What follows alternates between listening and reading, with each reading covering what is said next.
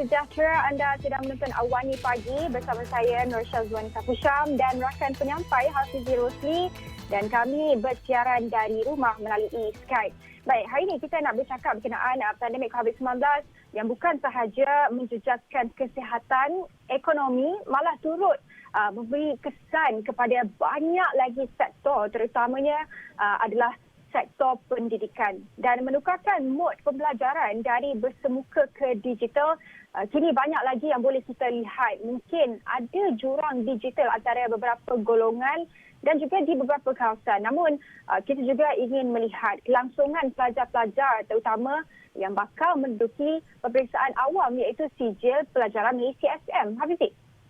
Dan kalau kita bercakap mengenai sijil pelajaran Malaysia SPM ini, kita dapat saksikan juga beberapa kali ia sebenarnya sudah pun ditangguhkan yang sepatutnya dilangsungkan menjelang hujung tahun 2020, dianjakkan ke Januari 2021 dan kini dianjakkan pula ke Februari. Jadi kita ingin melihat bagaimana SPM ini boleh ataupun perlu juga dijalankan dalam masa yang sama kita dapat mengurangkan risiko penularan COVID-19 antara pelajar-pelajar ataupun calon-calon SPM ini, begitu juga dengan pengawas-pengawas peperiksaan ini. Kerana kita tahu apabila mereka ditempatkan dalam satu dewan dan sebagainya, semestinya menuntut satu penjarakan antara meja dan sebagainya, itu semua akan diteliti semula oleh KPM, dan kita ingin berbincang mengenai isu ini. Dan untuk itu kita akan bersama dengan individu yang sebelum ini lantang menyuarakan mengenai isu pendidikan ini, iaitu YB Rajif Rishakaran, merupakan Adun Bukit Gasing, dan juga kita bawakan seorang calon ataupun pelajar SPM itu sendiri di talian kita, iaitu kita bawakan Lexi Chua, merupakan pelajar SPM sendiri. Dan kita ingin melihat kepada perbincangan kita terlebih dahulu kepada YB Rajif dulu. YB, bagi YB, bagaimana YB melihat perlukah kita untuk meneruskan peperiksaan SPM ini? Jika perlu diteruskan, bagaimana? Apakah agaknya makluman yang perlu diberikan oleh kerajaan kepada ibu bapa supaya ibu bapa ini tidak gusar, tidak bimbang mengenai tahap keselamatan anak mereka sekiranya mereka menduduki SPM ini? Silakan YB. Hai, selamat pagi, salam sejahtera. Terima kasih kerana memanggil saya untuk datang untuk show pagi ini. Memang ramai ibu bapa risau. Ini tidak dapat dinafikan. Beratus ribu pelajar dan ibu bapa seluruh negara memang risau tentang apa yang akan berlaku untuk SPM. Dan saya rasa kerisauan yang paling besar ialah adakah SPM akan ditunda lagi sekali. Sebab SPM ini pernah ditunda 2 kali. Dan adakah jika SPM ini nak diteruskan, macam mana SOP-SOP yang akan dikenakan? Sebab saya pernah melontarkan banyak soalan berkenaan macam mana kerajaan akan mengendalikan SPM jika diteruskan. Jadi semalam ada perkembangan, kita tengok statement daripada Menteri Pendidikan. Dia berkata bahawa tingkatan 4 ke bawah tu tak akan ke sekolah buat masa ini, tetapi tingkatan 5 masih akan terus untuk bersekolah walaupun mereka di zon merah, dan masih akan meneruskan persediaan untuk SPM. Jadi kita jangka mengikut perkembangan terkini, walaupun kes semakin naik, SPM dijangka untuk diteruskan. Dan jika SPM hendak diteruskan oleh kerajaan, ada tak kerajaan bersedia untuk menangani isu-isu jangkitan COVID semasa berlakunya peperiksaan ini? Dan ini persoalan yang masih belum dijawab oleh Menteri Pendidikan. Kalau semasa peperiksaan berlaku, ada pengawas yang dijangkiti COVID ataupun ada pelajar yang dijangkiti COVID, ada tak keseluruhan dewan tersebut akan dikuarantin? Soalan seperti ini ramai orang tertanya, dan Menteri masih belum memberi apa-apa keyakinan kepada masyarakat bahawa kerajaan bersedia untuk menangani isu-isu ini. YB, kita juga nak tahu berdasarkan tinjauan YB, terutamanya YB di Bukit Gasing, Adun Bukit Gasing di kawasan bandar. Mungkin ada kebimbangan apabila di kawasan bandar ini mencatatkan peningkatan kes COVID-19 yang lebih tinggi berbanding di luar bandar. Mungkin YB boleh berjelaskan apakah kebimbangan yang disuarakan? Memang ada kebimbangan. Memang kes semakin naik dan memang ramai keluarga mengamalkan sikap stay at home buat masa ini. dalam keluarga saya pun sama. Isteri saya pun tak suka kalau anak saya keluar. Dia pun jarang keluar kerana kita semua kena jaga diri sendiri di mana kes semakin naik. Tetapi untuk pelajar SPM, mereka tak ada pilihan nampaknya. Mereka masih kena pergi sekolah. Mereka masih kena berjumpa dengan beratus-ratus rakan sekolah mereka yang lain. Dan jika peperiksaan ini masih diteruskan secara fizikal, mereka tidak ada pilihan. Takut COVID, tak takut COVID, tak ada pilihan. Kena datang ke sekolah, kena hadir untuk buat ujian. Dan apa yang akan berlaku, katakan di sesebuah sekolah itu, kalau didapati 3 pelajar ada dijangkiti COVID-19 ini, adakah sekolah itu masih akan terus dibuka untuk kertas SPM seterusnya?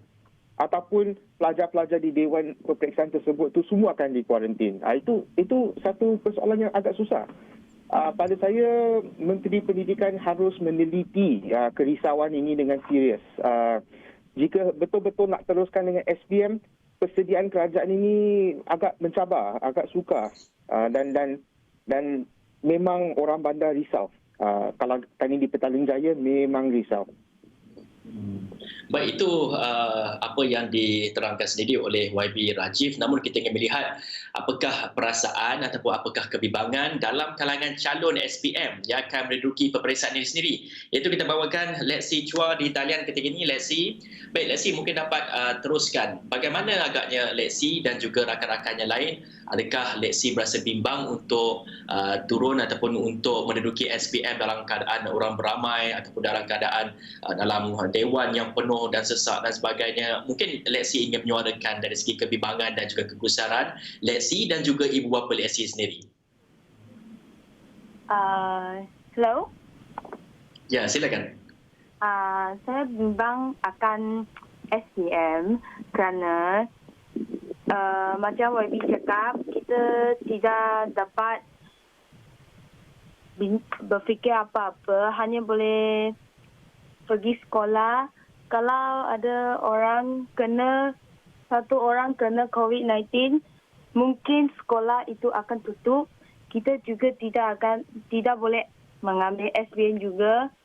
Kita pun tidak boleh mengambil kita punya pendidikan seterusnya. Itu saja. Okey, baik. Itu mungkin kegusaran dari segi ataupun kerisauan dari segi keselamatan. Bagaimana kerisauan dari segi persediaan untuk menduduki peperiksaan itu sendiri? Kita tahu sebelum ini mungkin mod pembelajaran itu telah bertukar daripada bersemuka, berjumpa dengan cikgu dan sebagainya. Kini ditukarkan kepada mod dalam talian. Dan adakah Lexi sendiri melihat mod dalam talian itu, keberkesanan pembelajaran itu adalah pada tahap yang tinggi ataupun sebaliknya? Saya tidak suka belajar di rumah. Saya lebih suka belajar di sekolah kerana di rumah ada banyak mengacaukan saya. Macam handphone, televisyen, saya tidak dapat belajar dengan bersungguh-sungguh. Saya lebih suka belajar di sekolah lebih daripada rumah. No? Okey, Syazwani. Ada soalan kepada Syazwani? Lexi, so far you can speak in English. We don't mind. Maybe you can share with us what are your worries, and then for now we know that taking exam while worried about health is going to disturb you and your friends. So maybe what are your main concerns for now? My main concern. I feel that many things distract me. The most common distraction for me is my handphone and also television. But in comparison, I prefer to study in school more than at home. Hello? Baik. Dan kita balik kepada YB Rajiv. YB tadi YB dah dengar sendiri bagaimana agaknya luahan daripada pelajar ataupun calon SPM itu sendiri. Mereka merasa takut dan gusar. Begitu juga mungkin mereka menyuarakan dari segi persiapan ataupun persediaan mereka apabila menukar mod pembelajaran ini mungkin ada pelbagai gangguan-gangguan di rumah dan sebagainya. YB melihat kepada isu ini, bukan saja kita melihat kepada isu keselamatan kesihatan tapi juga isu persediaan mereka pelajar-pelajar ni. Bagaimana agaknya YB? Mungkin ada perkara yang telah pun dibincangkan dan juga dibawakan untuk kerajaan mengambil perhatian kepada perkara ini? Saya rasa berkenaan persediaan memang ini menjadi masalah. So kita ada jurang perbezaan di masyarakat. Kalau orang yang lebih kaya, saya rasa persediaan mereka lebih teratur disebabkan mereka mempunyai akses kewangan untuk mendapatkan akses tuition peribadi selama tempoh PKP ini daripada bulan Mac yang lepas. Jadi mungkin mereka lebih bersedia walaupun sekolah telah ditutup untuk jangka masa yang panjang, tetapi mereka dapat meneruskan pelajaran Malaysia melalui tutor persendirian. Bagi pelajar dalam golongan menengah dan golongan yang lebih miskin, memang menjadi cabaran kerana mereka terpaksa belajar sendiri. Mereka tidak dapat perhatian guru seperti mana jika di sekolah, dan ini akan menjejaskan masa depan mereka sebab SPM ini bukan semata-mata ini satu peperiksaan hari ini dan habis hari ini. Ini akan menentukan sama mereka boleh dapat beasiswa untuk masuk kepada college dan universiti. Ini akan dapat menentukan kursus yang diminati mereka. Adakah mereka dapat memasuki kursus yang diminati? Contoh kursus yang hot macam medicine, menjadi doktor, peguam dan sebagainya. Adakah mereka dapat mengejar kejayaan idaman mereka? Dan SPM menjadi satu kayu ukur yang sangat-sangat penting. Jadi untuk pelajar memang mereka risau, dan saya rasa persediaan untuk mereka memasuki SPM ini tidak seimbang. Jadi kepada mereka yang dalam keadaan kewangan yang lebih selesa ataupun mereka yang mempunyai akses mungkin kepada abang, kakak mereka yang dapat membantu mereka, persediaan mereka mungkin lebih teratur, mungkin lebih rapi, mungkin lebih bersedia untuk menghadapi peperiksaan. Jadi jurang perbezaan ini akan menonjol untuk SPM 2020. Dan ini ada satu perkara yang agak sedih. Jadi Kementerian Pendidikan, apa-apa keputusan yang dibuat memang bukan keputusan yang mudah. Tetapi keputusan haruslah jelas bagi mengurangkan kerisauan pelajar. Dan kalau lihat hari ini, di mana PKP telah diperkenalkan semalam, dan memang terdapat banyak persoalan dalam kes jangkitan yang semakin naik daripada dulu dalam ratusan kes, lepas tu naik dari 1,000 kes, sekarang dah sampai 3,000 kes sehari. Betul ke kerajaan nak teruskan dengan SPM secara face to face, secara fizikal ini? Dan jika kerajaan tak akan teruskan, adakah akan ditangguh lagi sekali? Kalau nak tangguh lagi sekali mungkin kepada April, Mei atau Jun, ini akan menjadi satu perkara yang menderitakan pelajar. Jadi keputusan yang decisive, keputusan yang jelas daripada menteri perlu datang dengan cepat. Kalau kes naik hingga 4-5 ribu, ada tak peperiksaan yang akan diteruskan? Menteri kena jawab. Kalau peperiksaan ini akan diteruskan, tak kisah apa situasi, cakaplah. Dan semua orang bersedia, dan saya harap pihak sekolah dapat menjarakkan pelajar sejauh yang boleh untuk mengelakkan jangkitan antara pelajar dan antara pengawas peperiksaan. Tetapi saya risau jika penjarakan di sekolah ini tak dijaga dengan baik, sekolah-sekolah di seluruh Malaysia akan menjadi kluster-kluster yang baru. Baik, itu perkembangan ataupun itu pendirian dari segi perincian daripada YB Rajiv Deshakaran, Adun Bukit Gasin, dan juga tadi kita dah dengar luahan daripada calon SPM sendiri, Let Si Chua sendiri, dan mungkin sebenarnya banyak lagi yang kita ingin berbincangkan mengenai mungkin ada cadangan dari segi SOP dan sebagainya. Semua ini akan diutarakan sendiri oleh YB, Adun Bukit Gasin dan juga pelajar ataupun calon SPM di sini. Tapi kita akan berehat dulu seketika, kita kembali selepas ini.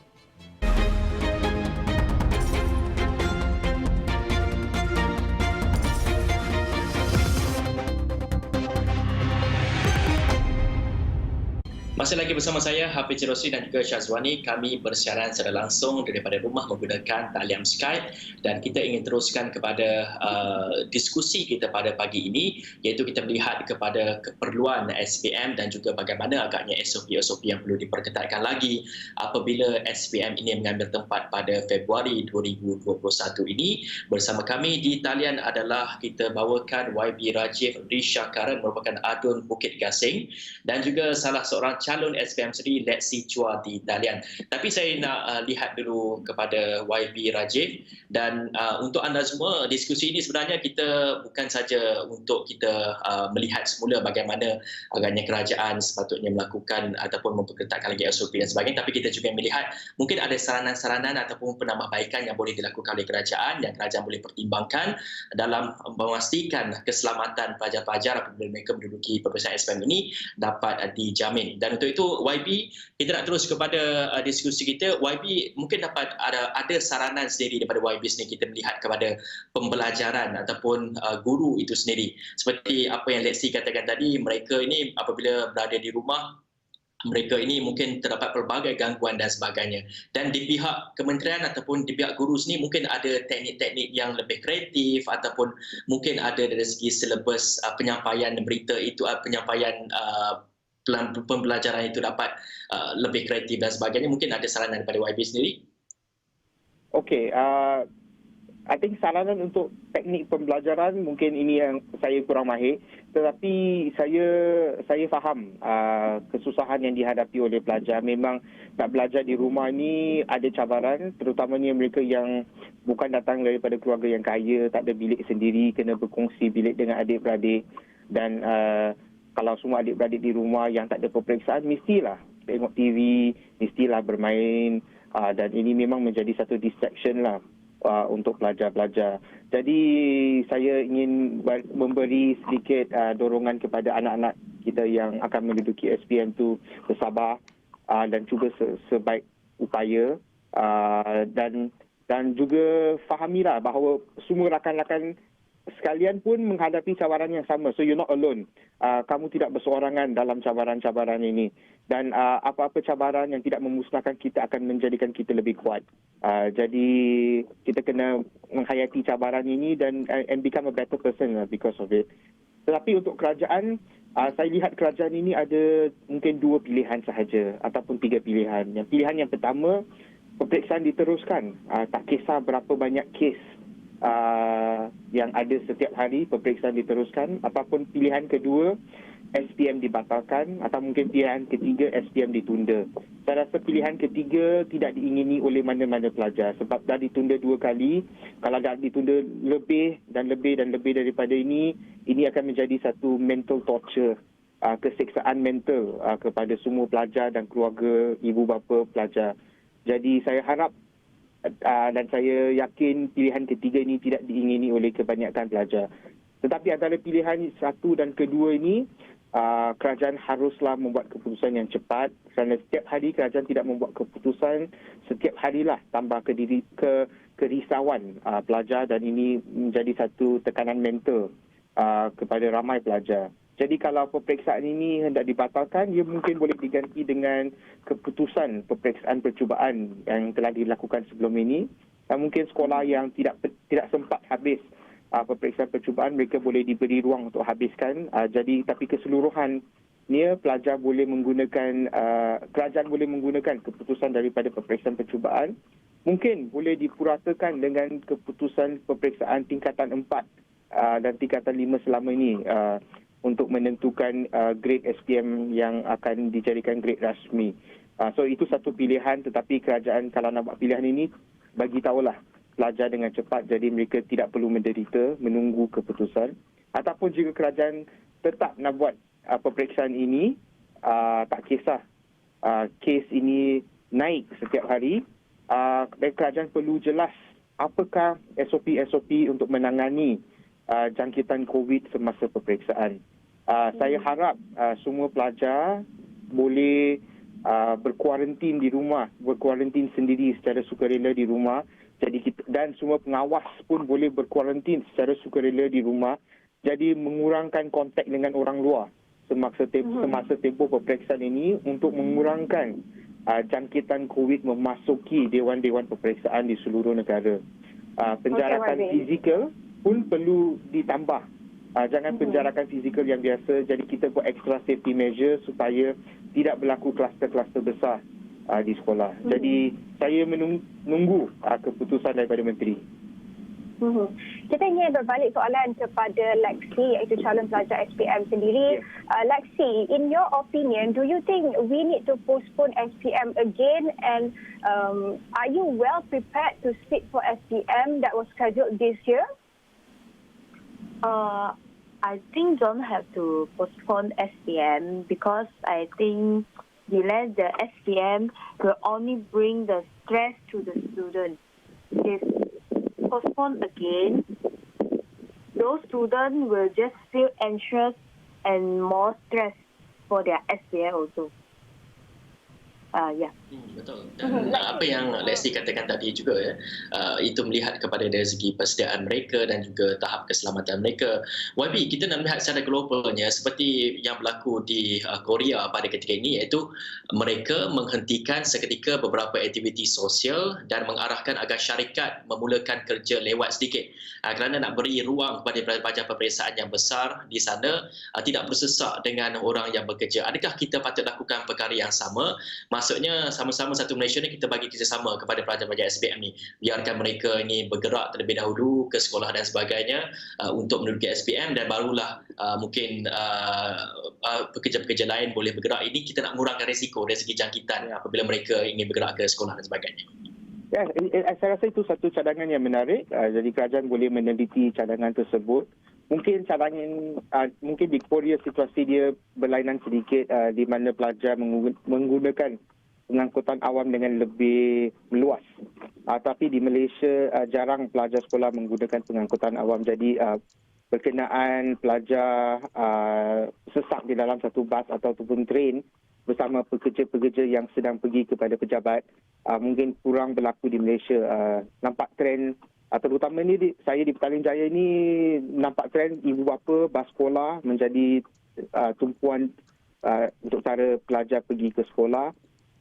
Naik LRT, naik bas awam ini mungkin agak kurang. Jadi mungkin cadangan itu pun boleh ditelitikan, tapi saya rasa situasi ini tidak sama seperti Korea ataupun Singapura. Saya ada soalan kepada Lexi berkenaan dengan cadangan yang dikemukakan oleh YB Rajib sendiri. Lexi, YB suggested that maybe if we can postpone or cancel SPM this year, we can take SPM trials result as your main SPM result. Do you agree with that? I don't agree with that because COVID-19 affects the global economy and many lives lost, but they are not effect on me. But I still think don't have to postpone because I think delay the SPM is postponed again. The student will feel anxious and feel more stressed.